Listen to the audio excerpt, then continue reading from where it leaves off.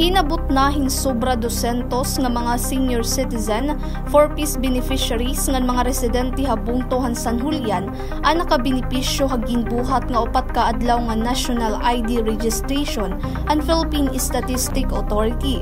Kaupod ang mga naserbisyohan ang 15 nga mga bedridden senior citizen tika nga barangay Lunang pagbabangnan ng San Isidro kundi in personal hirang aging bisitahan iratag sa tagsa nga panimalay para marehistro.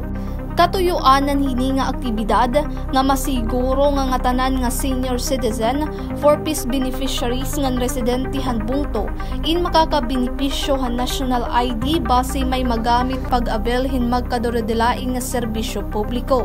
Igin pahibarog gihapon han Philippine Statistic Authority o PSA nga mapalikira San Julian ha masunod nga mga simana para naman ha mga waray pa makapagparehistro.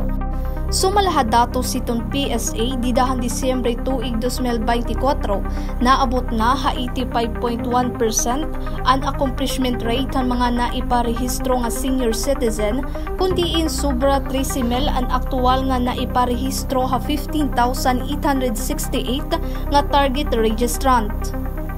Tika nga syudad han Porongan, Mailing Katubay, Eastern Samar News Service.